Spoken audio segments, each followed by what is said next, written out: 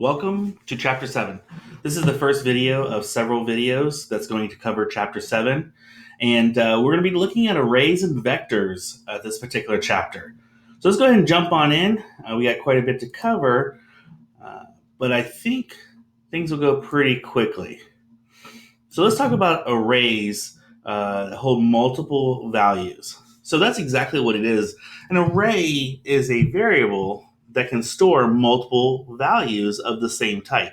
And it is really important to understand that for now, when we talk about arrays, we are talking about something that has to store multiple of the same type. You can't have like an int and a char and so forth and so on. You need to have an array of ints, array of doubles, so forth and so on. So when you do that, values are stored in adjacent memory locations. We're going to see a little bit of a map here in a moment to talk about that. And to do this, we're going to use the square brackets as the operator. As you can see in this, the int,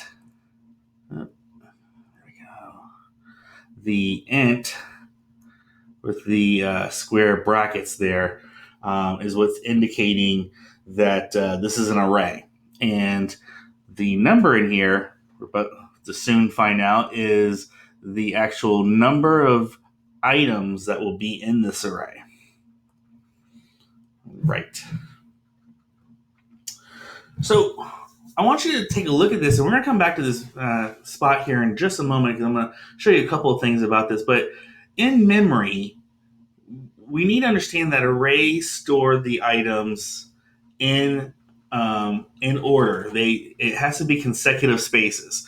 So when you declare an int of 5, your computer has to go through its memory and find 5 spots consecutively that it can put your array or each int for your array. We're going to talk a little bit more about that here in a second, but just kind of keep that in mind. They have to be in consecutive spots. Now, for arrays, an int, as we talked about, is the data type. So this is the data type that's going to be in each of the elements of the array. The name of our variable, which is test. So that's the name of this array. And then we got that square brackets on the side. And then the number of items, which is known as the size declarator, is going to show the number of elements in the array. Now, with that being said, here's the neat thing to understand is the size of an array is the number of elements times the size of each element. Let's take a look at that a little bit in more detail here. We're going to go over here. So, for example, the size of an array is the total number of bytes allocated to it, which is that what we just talked about, the number of elements times the bytes for each element. So in an example, if we have an array of ints that is 5 in length, then that means it's 20 bytes because we're going to assume that the system that we're using is got 4 bytes for an int. And so 4 times 5, because remember, it's the bytes of the item, the int, times how many spaces. Now, with that being said, a long double measure, 10, is an array of 80 bytes, assuming that 8 bytes for a long double. Now, I want to take a moment and go back in time to this output, this little screen that we had. I said we would come back to this, and the reason being is the reason why the memory has to be in order is because that's how the computer, when we start to access or store data, if I want to get to this third element, the system needs to know how to get to that. So essentially, if I say, give me the third element, in memory, it's going to go to the memory spot of the first element, very first, and then knowing that this is an int, it's going to go, okay, there's 4 bytes. There's 4 bytes, and that is the start of the third element. Make sense? Let's try that again. Let's make sure I just get that right out of the gate. So let's say I want to get to the fourth element. How the system does that is it says, okay, we need to go, we know we're in, by the way, the variable test will actually store the address location of the very first element, the beginning of the first element. And if we want the fourth element, it knows, since we're sitting at the first element, to go ahead and advance 3 times. That's how it works. It's always the number of the element you want minus 1. So if you want the fourth element, we're going to advance 3 times. If you want the third element, we're only going to advance 2 times, and so forth and so on. Because again, we're already at the first element. So if you wanted the first element, you would go to the location of the first time and advance none. You're already there. Second one would be first element plus 1. So because we want the fourth element, the computer is going to go to the operating system is going to go to the very first in memory, to the very first location. It's going to then go 4 bytes, 4 bytes, 4 bytes, and here we are. We're now at the start of the fourth element. Hope that makes sense a little bit. If not, shoot me some messages in our Q&A forum, or shoot me an email, and I would love to try to help out and answer that a little bit better. So those size declarators that we were talking, declarations that we were talking about, is the name constants are commonly used as size declarators. So here we show us naming a const int, which is going to, again, all capital, and it's going to stand for 5, and that's because now this is going to become 5.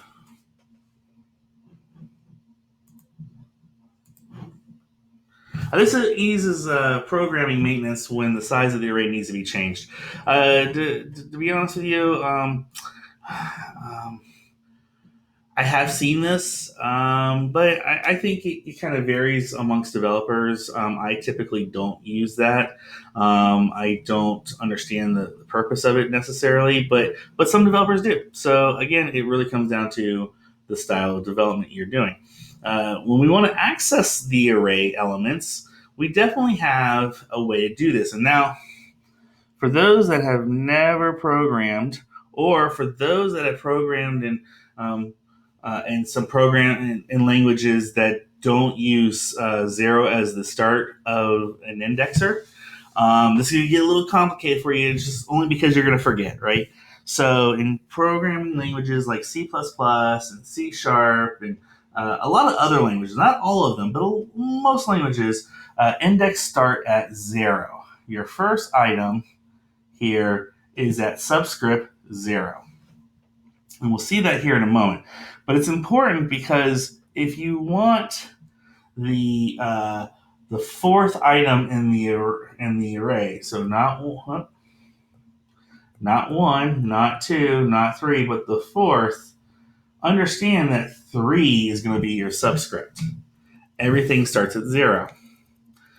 If you want the 10th item in an array, then it's subscript 9. Because again, 0 to 9, this actually makes this guy the 10th item. Believe it or not, there is a good reason for that. It makes things easier when doing for loops and other such items. And again, the memory space, when we talk about, hey, I want the first item of the thing, it's the starting memory space plus 0 is the first item. Memory starting space plus 1 is the second item. So now you can see why I was saying you always go the number of element you want minus 1. That's because we subscript was 0, because that's the starting spot. I know some of you are like, ugh, Professor Waits, that's super confusing. The only thing I can tell you is, jump in, start using it. Remember that things start at 0 in your subscripts. It will come second nature. In fact, oftentimes when I'm wandering around this crazy world of ours, and when people go, no, there's 5 things over there, in my brain somehow I start at 0 and count to 4. So it's just one of those things that I think you get used to. Most of the languages I program in do start at 0, so it makes my life a little easier. Um, I, but I have programmed in languages that's not the case. So the last element's subscript is n minus 1, where n is the number of elements in the array. Essentially, what they're saying is if you have an array and you have 5 items in it, the last item is technically 5, because that is our n, minus 1, which means 4. So that's just how it works. And that's again because we start at 0.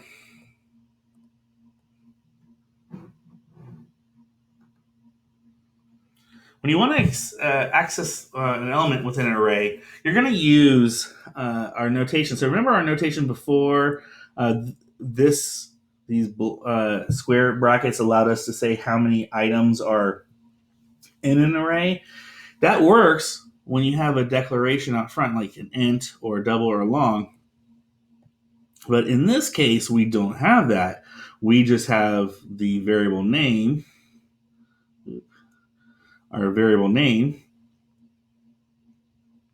and the 0, which means in this case, we're going to assign the literal 79 into the 0 position of the test array. And then doing the same thing, we can also get position 0's information and output that using cout. So this is going to go to where the address location is for test, and it's going to add 0 to it because it's the first element in the array, and it's going to give us whatever's inside that memory space, and it's going to cout it. Let's clear the board here just so we can see a little bit more. And in this case, we've got cn, and now we're putting the value, whatever comes in from our console, we're going to put it in the first space. So it's going to go to our array, and it's going to say, okay, go to the start, +1. So it's going to take us to the beginning of the second item in the array, and then whatever comes in on cn is going to be stored into that spot. Now, arrays must be accessed via individual elements. In particular, C++. Other languages do allow something similar to this, but no, not good old C++. C++, you cannot do this. You have to access each item individually.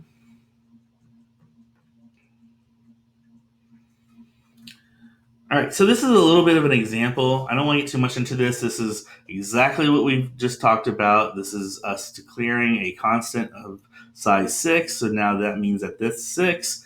And then we are going to ask for 6 values, which means we're going to do 0 through 5, which is our 6. If I had to guess, our next screen is going to output them. And sure enough, it outputs 0 through 5. Now, I know a lot of you are going, but Professor Waits, why are we doing it that way? Can't we just use a for loop? Yes, we can. But let's not get ahead of ourselves, because I imagine somewhere in these slides we are going to do just that. We're going to wrap this up into a for loop. So hold on for that. We'll talk about that a little bit later.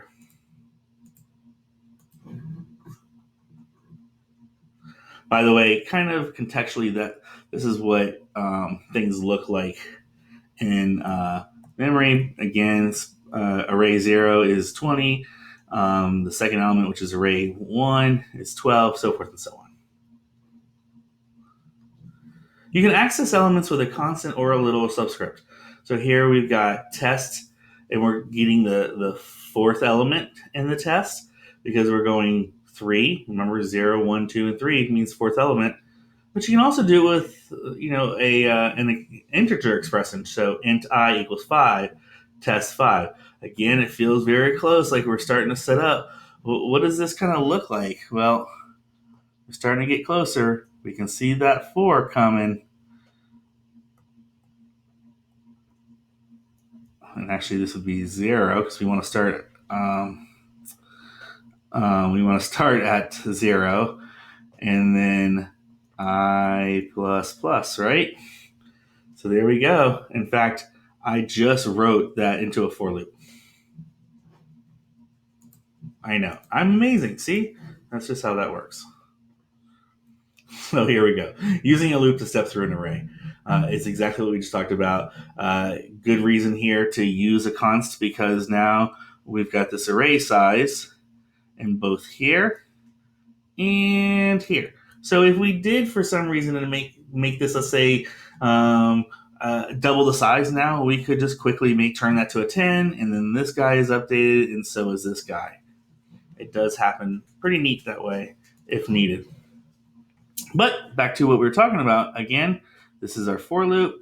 This is us starting at 0 because our indexes start at 0, and then we're going to go to this to where we are no longer less than the array size.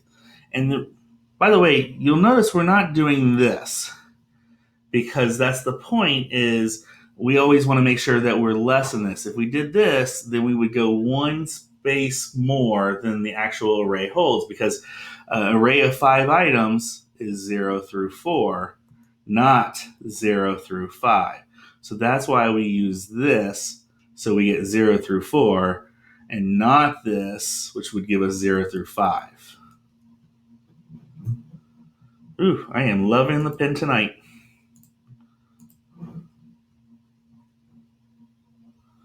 So again, just quick synopsis of what was going on. A variable count starts at 0, which is the first valid subscript value.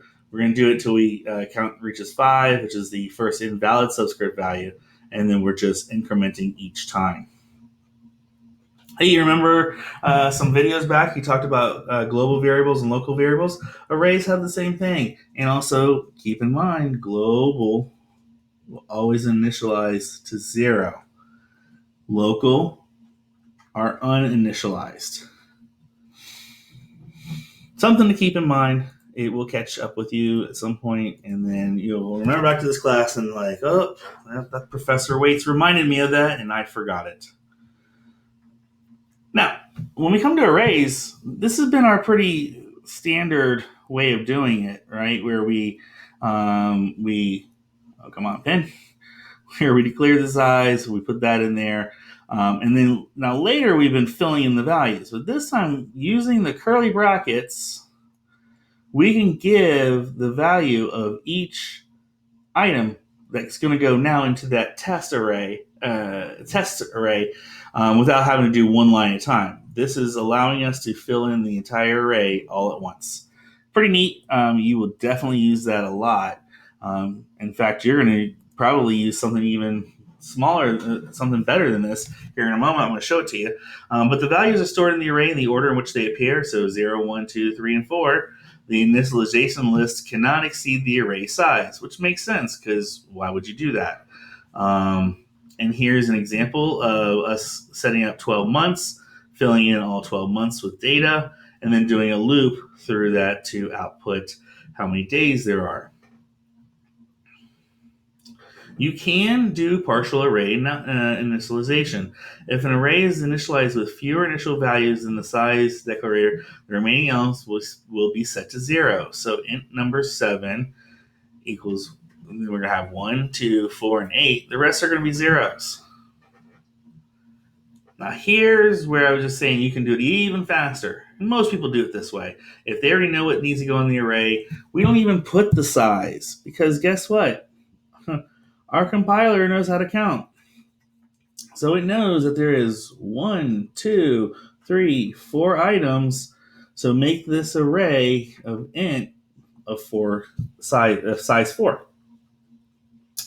This does not work, believe it or not, if you do it. Let me get the right mouse here. If you try to do fewer initials, because again, if you left this blank, the compiler is going to assume that you want an array of 4 items. So if you're going to do that, you can't use this. But that doesn't happen that often. So most people, if they know what needs to go in the array already, they will go ahead and just list out the items, and then let the compiler figure out how many items this is. This is also great if, let's say, you're pulling in rows of data from like we have a column of ints and we don't know how many rows are going to be. We can use a similar mechanism with the data to set up our array, but we don't know ahead of time how many rows are going to come back. So this would allow us to set up the correct size of array every single time because it's going to match whatever the data comes back. All right, so we're going to call that this video, and when we come back, we're going to talk about no bound checking in C++. This is pretty neat, and I want to make sure I take a little bit of time to talk about this because, again, this is another got you, and this was an entire era of, and still actually continues to cause the programming world hassle. It's one way we get a thing called buffer overruns. So we'll talk about that when we come on back.